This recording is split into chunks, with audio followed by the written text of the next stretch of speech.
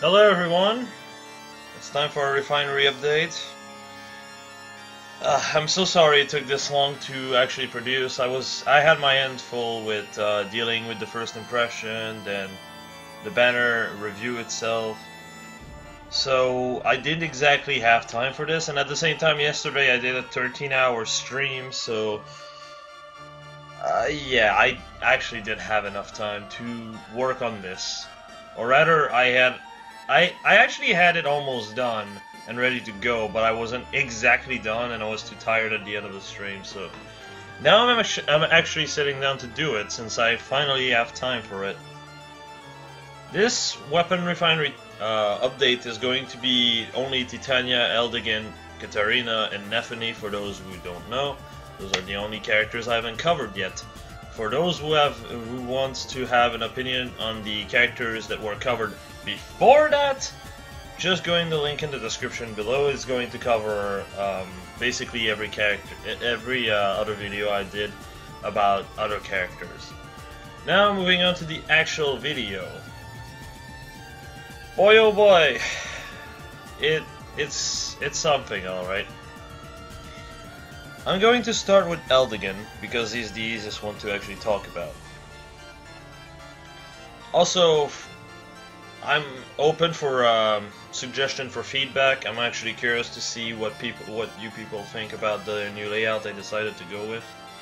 I tried to make things more noticeable, so that's that. But yeah, with that said, let's go on with this. Eldigan. Dark Mistletoe is a fantastic weapon. It really is. But unless you feel like you want to have a second Ares, it's not really worth it. The reason why I say this, even like I have a plus 10 Eldigan, and that's the only reason why I actually worked on him and gave him Dark Mistletoe.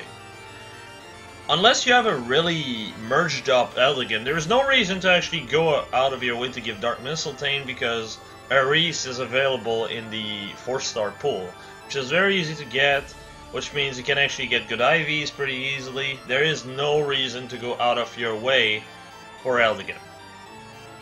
But, say you have one that's like plus 5 or so, it might be worth considering. If you don't actually want to like merge up a 5-star plus something Ares. But that's pretty much it. He uses the weapon a bit better in certain scenario, but it's very minor. The one thing that Eldigan does better than Ares is actually living. He has a bit more health, a bit more def, and a bit more res, but it's so little that unless Eldigan is merged up and you don't have an Ares yet, it's really hard to notice the difference. Personally, I have a plus 10, which means I have a difference of like 5 def, 5 res, and like 7 HP, unless I merge up my Ares. So there's really no point for me to actually work on Ares as a result. But that's just because I pulled for Ira a lot on our first banner, nothing else. So unless this happened to you, there's no reason to do this. So I'll just move on to the next one. Also, if you're curious what IV I consider good on Eldigan, that would be attack plus res minus. His res is... unless you really want to use him as a Grima check, in which case you can probably just get away with def minus, because then you can keep your res, because he can actually use close defense pretty well. And with close defense and fortify cav, he can actually tank Grima. In a high tier arena match, he's going to always have Ether with like around 64 attack. When he's not buffed anyway, or doesn't have Fury because he's running Steady Breath, which he should. Which means as a result, you are going to take... well, 64 goes down to 52. So you're going to take 21 times 2, you live the hit. Unless you're HP minus, or, well, res minus. Just keep that in mind if that's what you want to do with Eldigan, essentially. But otherwise, attack plus res minus is better. The reason why you want attack plus is because of AoEs. I don't think I have to explain how AoEs works, but I will because in case it helps someone. AoEs work just like this. You take your attack, you lower the enemy's def, you take the result and you multiply it by whatever multiplier it is. If it's a growing AoE, it's going to just keep the number, so times 1. If you use a blazing AoE, by the way, blazing wind is probably the best one, then you're going to end up having a 1 to 5 times multiplier. This means if you have a 65, like, okay, my Eldigan hits 64 attack. Now, I'm attacking, say, Grima, or whatever armored unit with 35 def. That's 29. Then the blazing effect goes on top of it. That's 43 damage with the AoE alone. It is straight up massive how much it does. Though, keep in mind, if you're dealing with a physically bulky unit, certain things won't exactly work too well. Like, if you're on if they're on a defense style, that will lower your damage considerably. For example, if you have 35 def and they're on a defense style, that's minus 15 damage to your AoE, because they're going to increase their def by 10, which means the AoE's base power is reduced by 10, which means that's 10 damage that doesn't get the 50% multiplier added to it, so that's 15 damage gone. If you're curious, the AoE completely ignores combat triangle. So there's that for you. Anyway, I'm gonna move on to another character. Excuse me. Titania. I'm going to talk about her now because a lot of people seem to downplay what a refine is. The weapon itself is absolutely garbage and does not help her in any way, shape, or form. If I'm being completely honest, you're better off using Slaying Axe if you want her to be a fighter. If you do not want her to be a fighter, but rather a buff character that can also take down blue unit when required, like Arden, Naui, Effie, sometimes even Gwen, characters like this, then this weapon can definitely works.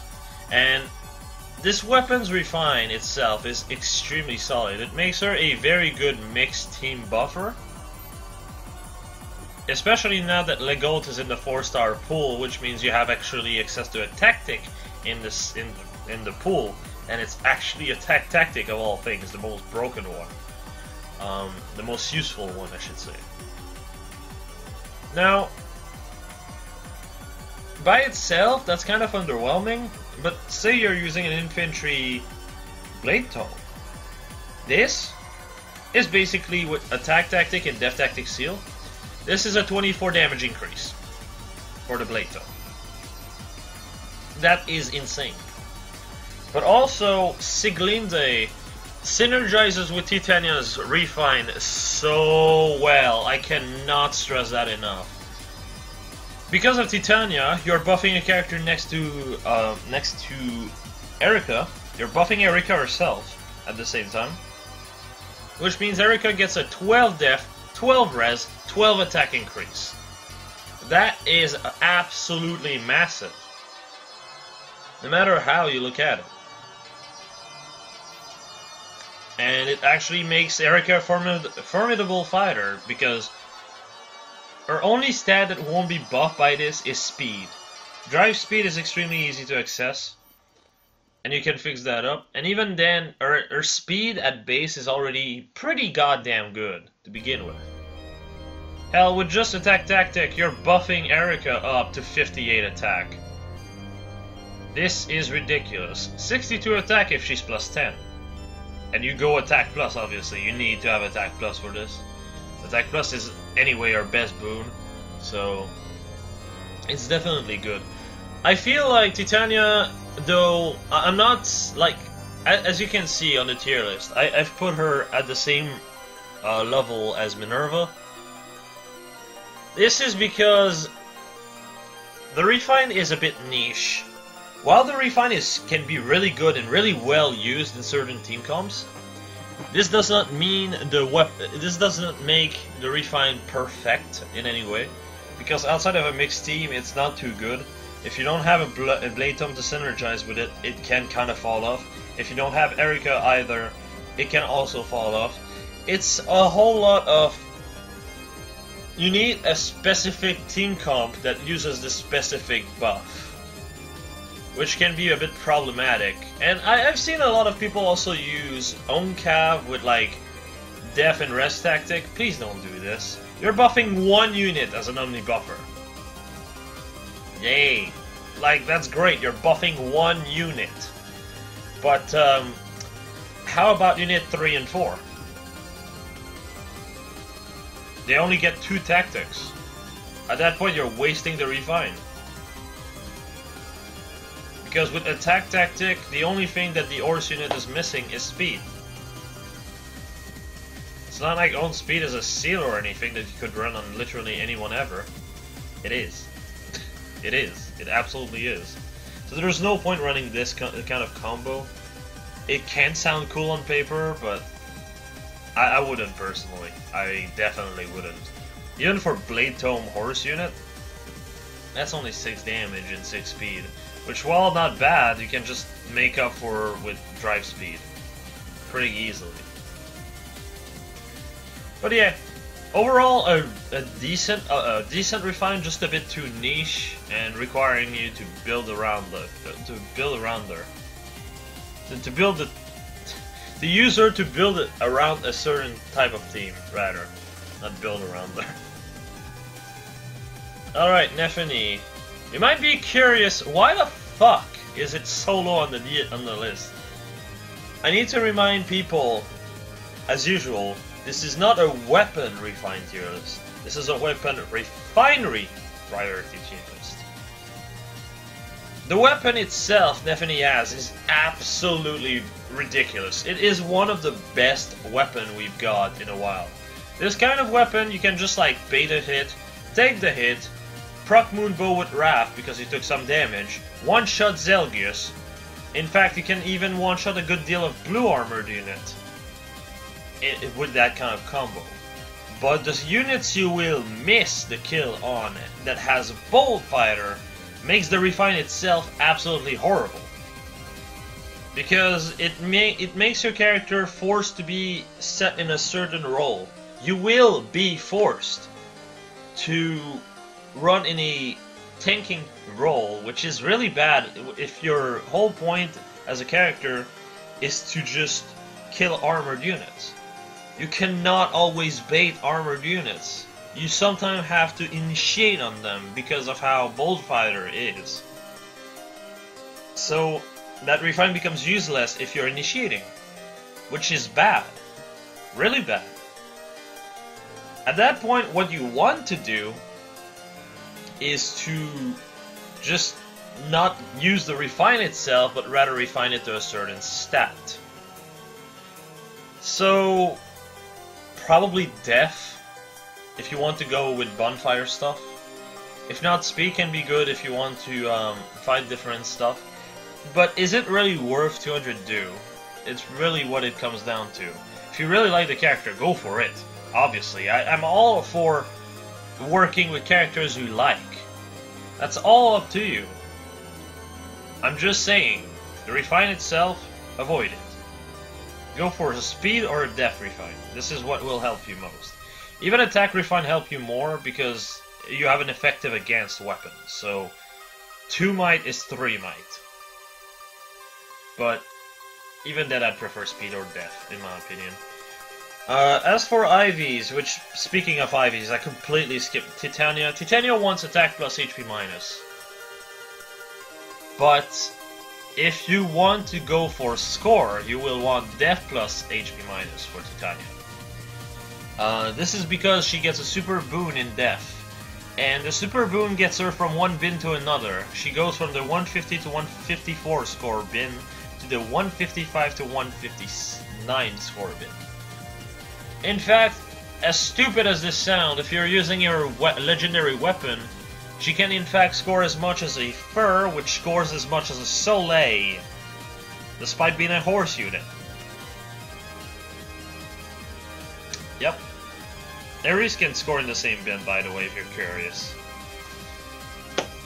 So yeah, for IVs when it comes down to Nephenee, really, she can just go a lot of ways. Definitely Res Minus is her best bane. She is not going to fight Grima whatsoever, unless she has Desperation up. And even if she has Desperation up, it's avoid if possible. But she can definitely probably kill with Desperation. Like, let's see, 30. If you have Attack Plus, okay, 34 plus 16, that's 50. Then you add something like Fury, for example. Just an example here, 53. Against armored unit, that becomes 79. Against Grima, that's minus 15, so that becomes 64. You do 29 times 2, you kill him. 10 damage overkill. That said, there is always the possibility you end up fighting specific Grima. Actually, no, you would kill, but Steady Breath would get your damage down to 2 damage overkill. So if they're Death Plus, they can actually tank it. So be careful if you do that, like I said. Unless you have a special, of course. Moonbow can definitely destroy the guy because you'll get 10 damage. Actually, no, you won't get 10 damage because you won't have Wrath, so be careful. If you use Desperation, that is. Moonbow can actually still give you enough damage to get the kill, but again, be careful. This is basically what it comes down to. And you still lose Wrath as well, which is bad, because you can sometimes lose matchup to characters like Effie. Effie with Rary Fighter, if you are on Wrath range with Moonbow, you will one-shot. If you don't have Moonbow, you won't one-shot. Well, Moonbow Wrath anyway. So that's just something to keep in mind. Attack plus Res minus is definitely our best boon and bane. The reason why I say this and my thinking behind this is purely because she has a effective against weapon. For example, plus 10 Nephenee. It works as well if you're plus 0, okay? You have 47 or 51 if you're plus 10. So you have an effective attack of 70 attack with plus 0 and 76 attack at plus 10. But if you have attack plus, you have 50 or 54 depending, which is an effective of 75, which is almost equal to a plus 10 that doesn't have attack plus. And if you're plus 10, that's 81 attack. Effective damage really loves the attack plus. So, yeah, I think I don't have much else to say. It's a really good weapon, just the refine itself is not fantastic, essentially. And now we go to one of the actual real surprise from this. Katarina. Boy, oh boy, Katarina. I did not expect her refine to be this good. Now, a lot of people compare her a lot to Arvis and are like, she's a worse Arvis. I don't see it. The way I see it is her base stat line is better. Yes, she does not have recovery ring. That is true. That is definitely true. But despite the fact that she does not have recovery ring, she can still ploy 4 stats, which is definitely good. She has attack ploy to begin with, so all she really needs is a def ploy seal if you want to have a full ploy support. She can be merged, she can have IVs, which is just amazing. It's basically everything Arvis could have ever hoped to have, but don't have. Now you might be like, well, Altom is really bad on this kind of thing. See, the difference between Katarina and Sorin, because I did say Sorin's refine was kind of garbage, whereas Katarina is 2 tiers over, right? The reason why my thinking was like that with Sorin is because its base effect is basically chill attack, right? What's the point of running attack ploy at that point? Do you have any reason to run attack ploy? Not really, because it feels like you might just debuff twice the same person, which is just a waste of a slot, right? So attack ploy feels kind of pointless. Either that or the fucking chill attack of his tome, it kind of ends up being pointless. You get the idea. Chill ploy is really chill ploy. Chill attack is really good as support for heavy blade units, but that's pretty much all I have in mind for it. This, on the other hand, you have complete control of who you debuff. You have to just bait the unit in the right spot so you can attack ploy them. There is no reason to go out of your way to just have a chill attack, which might not target the right character at the right time. You don't exactly have control on who chill attack ploys, debuffs, which is a problem, in my opinion. But with that said, so you can attack ploy pretty easily, which means if you have Def Plus on her, which is definitely a really good IVs on her because it's a super boon, you can actually have 19 Def. That's pretty good. So, with 19 Def, you can actually run a close counter set, as dumb as this fucking sounds. Another thing that Soren didn't have back then is Drive Def fodder being really easy to get. That changed. Drive Def is extremely available now due to Nana. Thank fuck, the colorless pool is striking again with the good father. Attack tactic with Legold, Drive Def with Nana. Convenient, isn't it? But 19 Def, Riza's Tome, you can just like have 2 adjacent unit, that's 23 Def. And with attack ploy, you can have an effective 28 Def. I know that doesn't always work, which is why I say effective in quotations. But already there, you have a decent amount of bulk. And you can add on top of it with Drive Def. Drive Def is also a seal now. So, already there you had 28 Def, right? With close Def, with close counter, so. And you deploy the entire enemy team on top of it. And on top of that, you can actually add on top of it with, like, say, a unit with double Drive Def. You're already at 34 Def. 29 Def if attack ploy doesn't proc. This is already starting to sound good, I feel. You can also have another adjacent unit that's another 2 Def. It's kind of insane how much you can do with her. And hell, even then, she has enough res that you can even go res minus and be fine.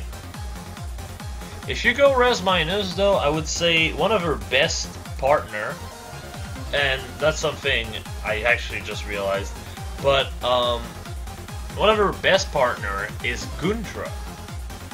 Blizzard loves debuffs, but something else you can do with Katarina and Guntra is improve her tankiness. She gets 3 HP and 4 res. That's really good to begin with. But on top of it,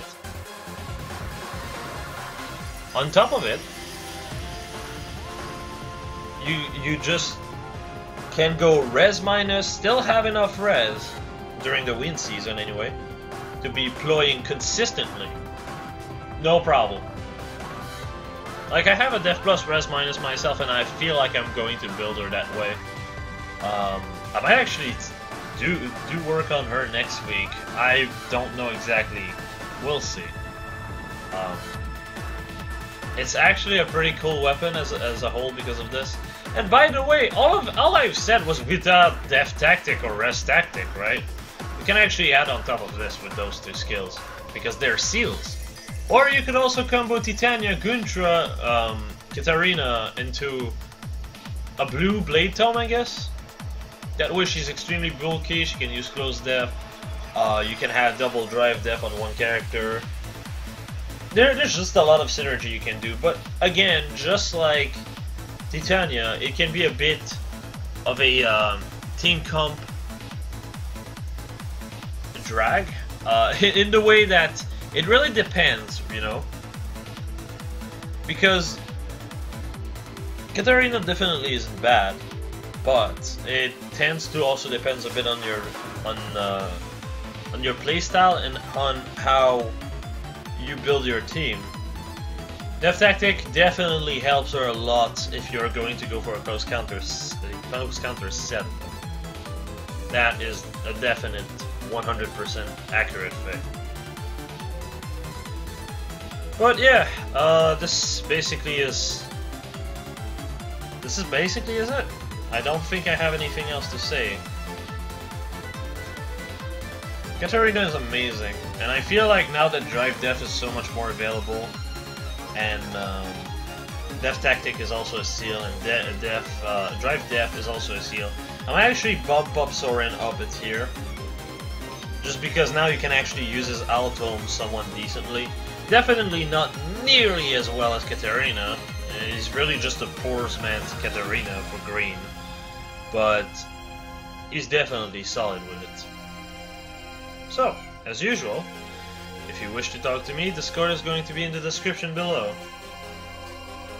And as usual, if you do disagree with something, leave it in the comment. I do read every comment, so if you do have something to say about them, well, we can talk.